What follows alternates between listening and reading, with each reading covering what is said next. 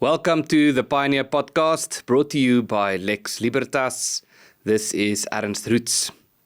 In today's episode, I want to share with you a speech that I recently delivered in Budapest, in Hungary. I was invited to speak at the 5th Geopolitical Summit, hosted by the Danube Institute in Budapest itself, and the Heritage Foundation, of course, from the United States, with its head office in Washington, D.C. This conference took place in September, and after participating in an open panel discussion, there were some closed sessions the following day where several particular topics were discussed, which was introduced by speeches, after which the participants could exchange their ideas. And there was in particular a discussion about South Africa and the state of the Afrikaner people, and more particularly, what could be done to support.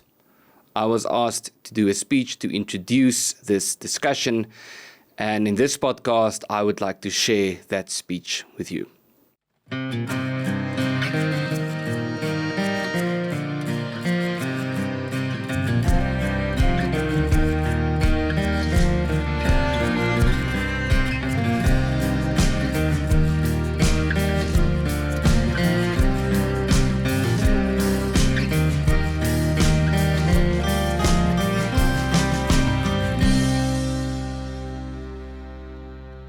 In 1951, a young upcoming Afrikaner leader named Piet Meyer wrote to several of the world's most influential public intellectuals, asking them what they thought about the task of the Afrikaner nation in South Africa.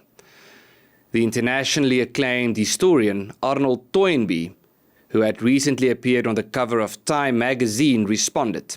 His response deserves to be quoted in full.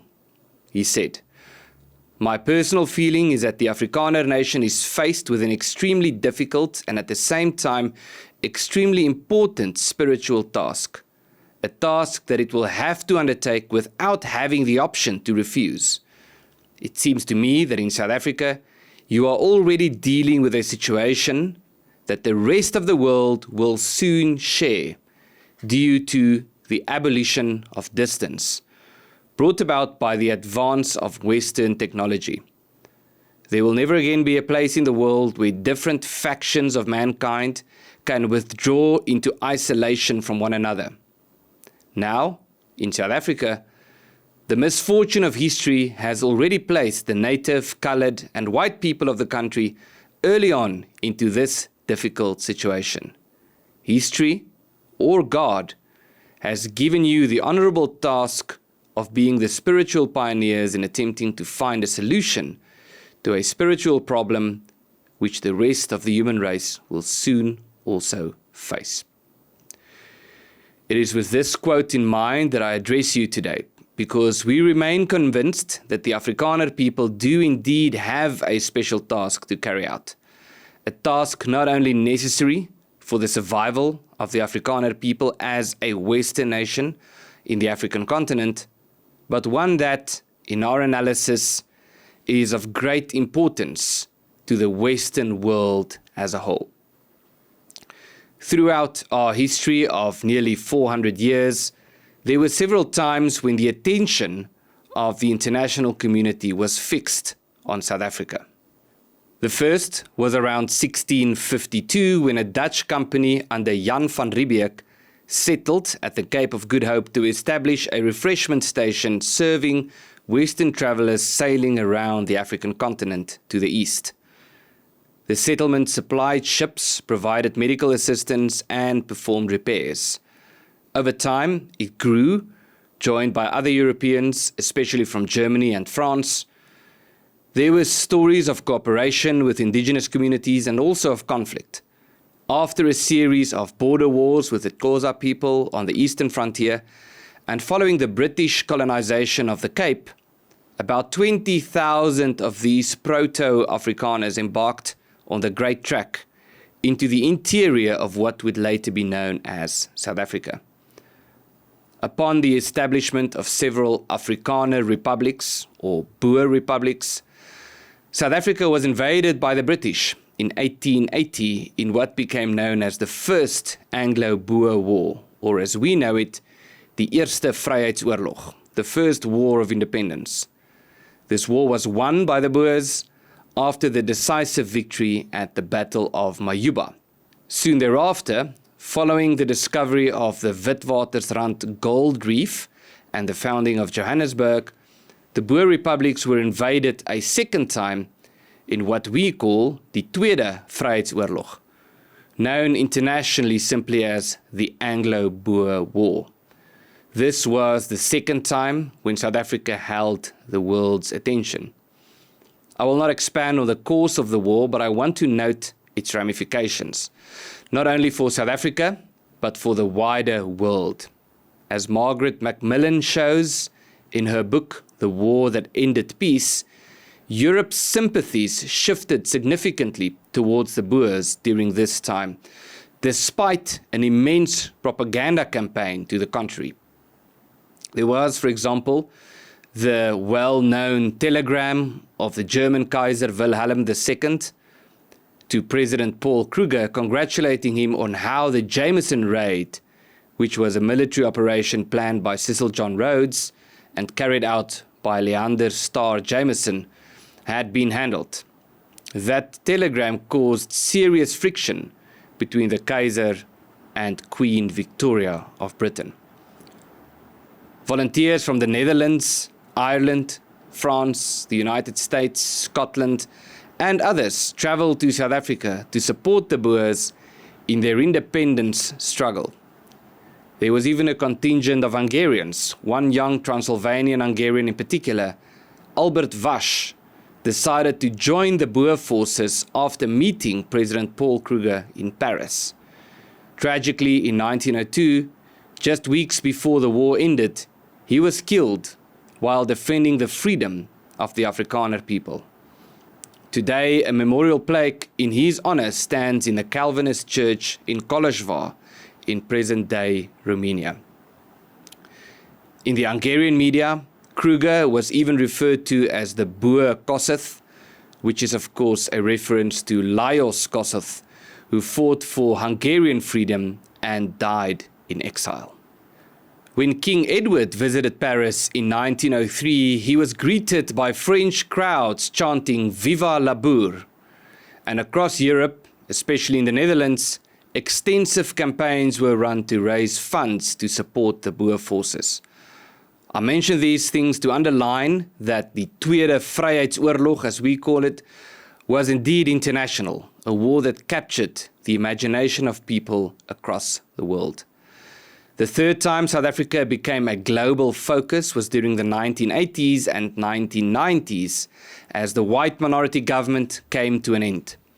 The system of separate development, which became better known as apartheid, drew global condemnation, particularly as the international campaigns of the ANC and the Free Mandela movement gained traction.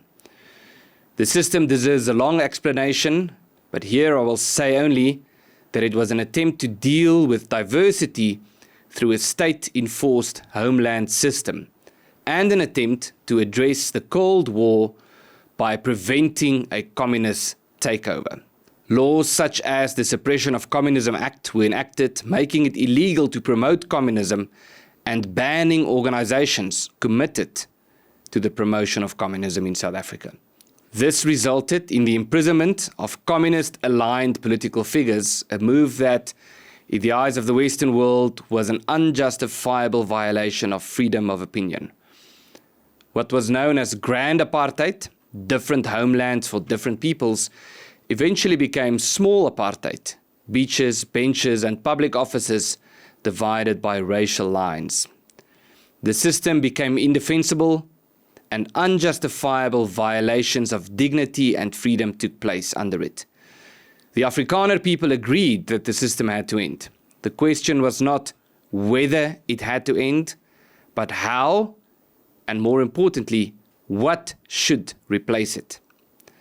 Meanwhile, the African National Congress, or the ANC, was committed to communism and to a militant strategy adopted from Mao Zedong in China and Ho Chi Minh in Vietnam, which became known as a people's war. In essence, this meant waging war, not on the government, but on rival black groups competing for support. And it included the deliberate targeting of civilians to instill fear in communities at large. Remarkably, this strategy shifted the balance of power toward the ANC and its allies, including the South African Communist Party, and generated intensified international condemnation of the National Party government. This culminated in the abolition of the foundational pillars of apartheid legislation, the release of political prisoners, and the initiation of CODESA, the Congress for a Democratic South Africa. Those negotiations led to what was celebrated as the first democratic elections in South Africa and the ANC's assumption of power. Much can be said about those negotiations, which took place predominantly between the National Party and the ANC. For our purposes, I will state only that the settlement, which laid the foundations for what became known as the New South Africa, rested on three primary assumptions, a set of assumptions that became the ideological foundation of the country as we know it today.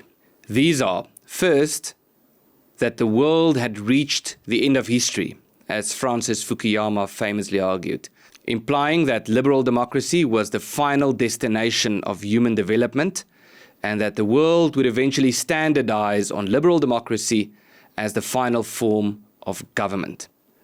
This view was reinforced by the belief that a new world order has arrived, a phrase used by President George H.W. Bush, suggesting that humankind had found the answers to ancient political questions, that the law of the jungle would be replaced by the rule of law, and that liberal individualism and liberal democracy would provide the final political solution.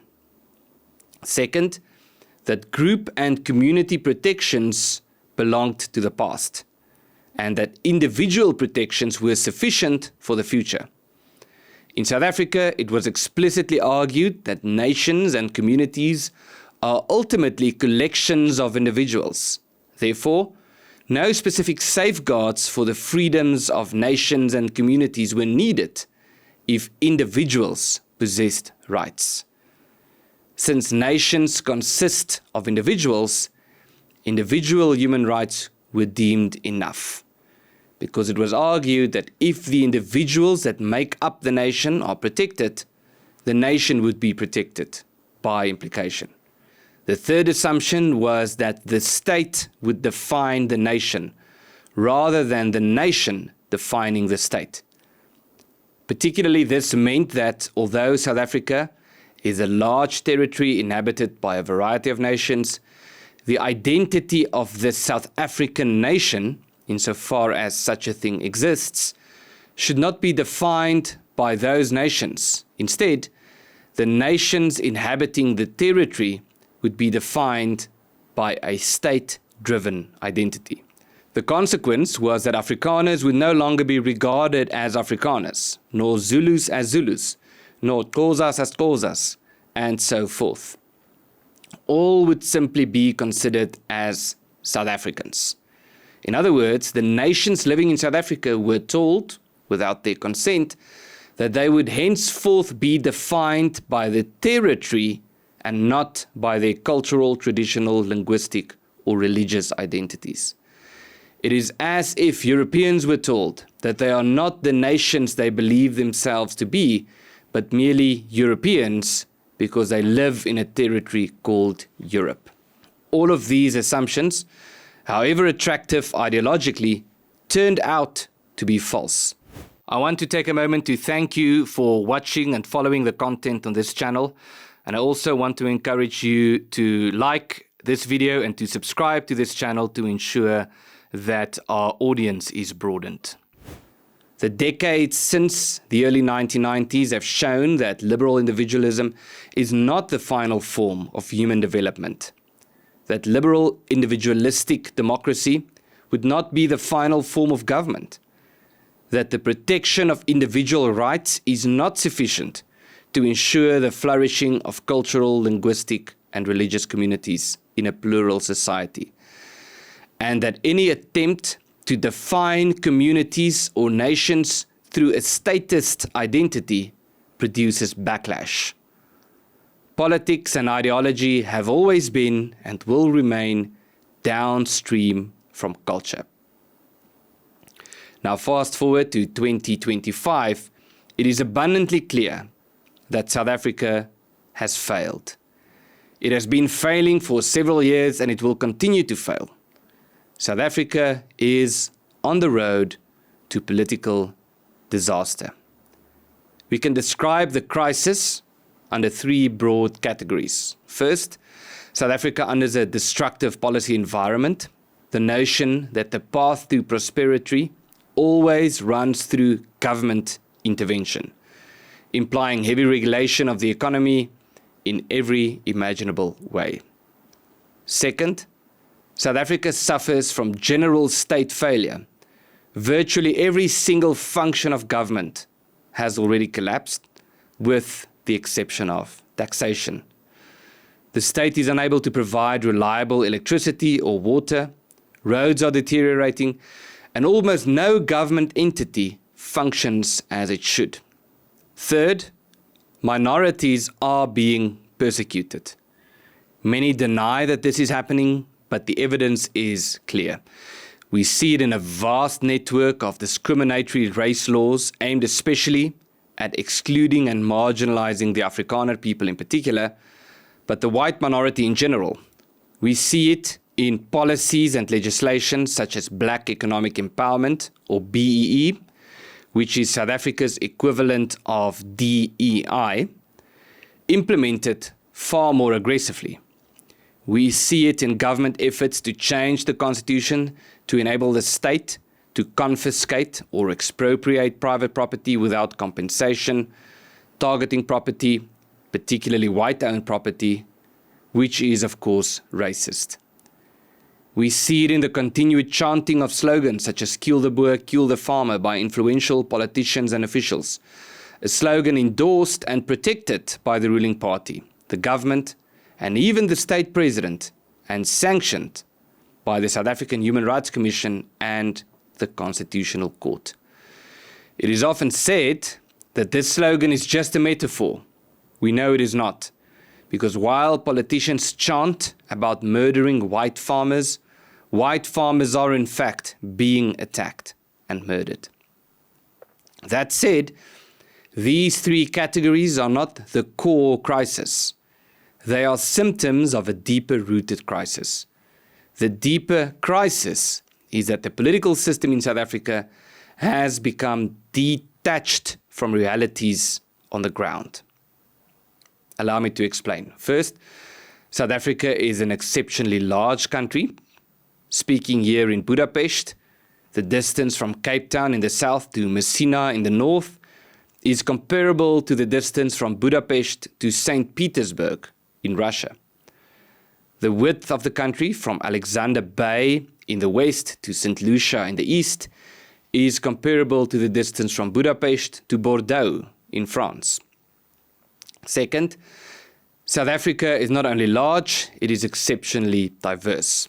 With 12 official languages, including sign language, South Africa is not simply a state with a nation, but a modern political entity presiding over a variety of nations, not only different languages and cultures, but different civilizations in one country.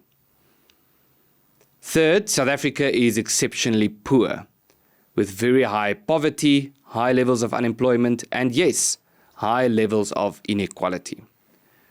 Yet, despite being vast, diverse, and poor, the country is governed by a highly centralized state, a state that is deeply ideological and openly race-based. The result is a system that incentivizes bad policy and punishes the decisive action that the country desperately needs. And so this brings me to why I am speaking to you today, and to why we recently founded Lex Libertas, a new think tank and advocacy group in South Africa dedicated to a viable political order for the peoples of South Africa.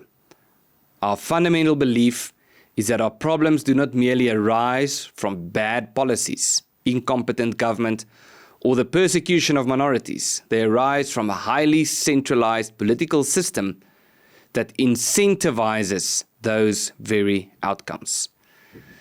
The solution is therefore not merely to treat the symptoms, but to reform the system. The political order must be decentralized on the principle of autonomy and self-governance for the various peoples who live in South Africa. Now, some have argued that this is a return to the previous political system, to apartheid, but that is a false dichotomy. Too many imagine that there are only two options: the National Party's apartheid system or the ANC's democracy. And I say democracy in quotation marks because it is highly questionable whether what we have in South Africa today qualifies as democracy. Democracy is not merely about the right to vote. It is a system of checks and balances through which government is held to account, not just in theory, but in practice. Now, we know this objective is an ambitious one, but we are convinced that it is attainable. We believe that it can be achieved by doing 5 things continuously and in concert, each strengthening the others, forming what, in Jim Collins' terms, we might describe as a flywheel. This continuous movement that we call the flywheel is a living cycle of thought, speech, and action through which ideas gain strength. Strength becomes movement, and movement becomes reality. The first component is research. Research about the state of South Africa, research about more sustainable models for self-governance, research about the extent to which these models could be applied on South Africa, and research about what ought to be done to achieve this. The second is building domestic support. The solutions we aim towards cannot be built for or on behalf of other communities.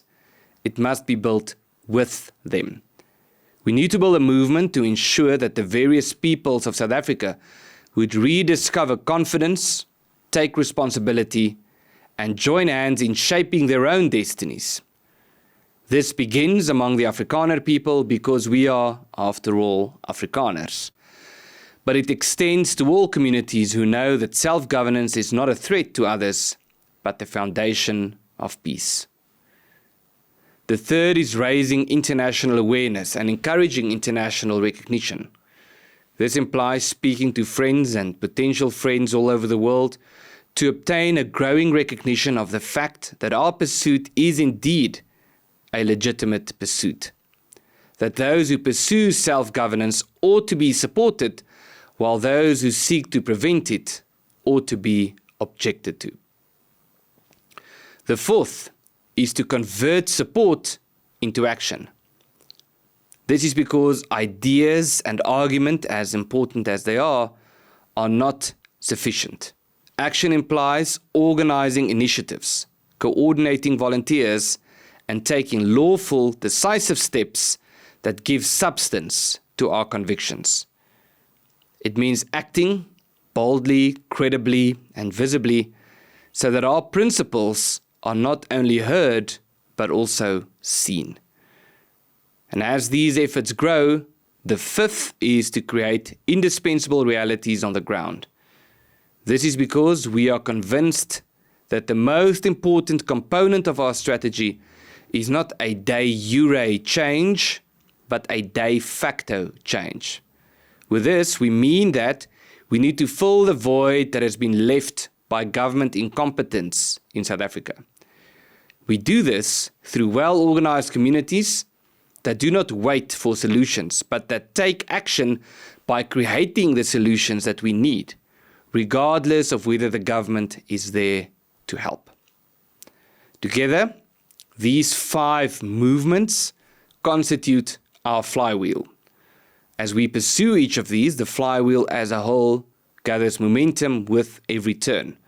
As research shapes conviction, conviction builds support. As support leads to action, action creates living examples. And those examples in turn inspire new resolve. In this, the flywheel turns slowly at first and then with force, moving South Africa closer to a future where its peoples govern themselves in freedom, justice, and peace. This is our goal. This is the overarching objective that we seek to achieve. We do not pursue it only because it is in our interest and in the interest of the peoples of South Africa, nor only because it is necessary for our nation to flourish at the southern tip of Africa. We pursue it also because, as Arnold Toynbee remarked more than 70 years ago, the Afrikaner people have a unique, honorable and spiritual task to find solutions to problems we face today that others are only beginning to confront and will most probably confront increasingly. In that sense, we do not believe that South Africa is behind, in need of catching up with the rest of the world. We believe that the world is catching up with South Africa. Therefore, finding solutions to the South African crisis is not merely our attempt to catch up. It is our attempt to contribute to solutions that may help preserve Western civilizations and serve the world at large. And this is not a calling that we face with fear, it is one that we embrace. In this pursuit, we are optimistic because, as David Landes wrote, in this world, the optimists have it. Not because they are always right, but because they are positive. Even when wrong, they remain positive. And that is the way of achievement, correction, improvement, and success. Educated, eyes-open optimism pays. Pessimism can only offer the empty consolation of being right. The only lesson that emerges is the need to keep trying. No miracles, no perfection, no millennium, no apocalypse. We must cultivate a skeptical faith, avoid dogma, listen and watch well, try to clarify and define ends, the better to choose means. If you would like to support this channel and the work that we are doing at Lex Libertas to work toward a more sustainable and a more viable political dispensation for South Africa, I would like to encourage you to sign up as a contributor by clicking on the link in the description.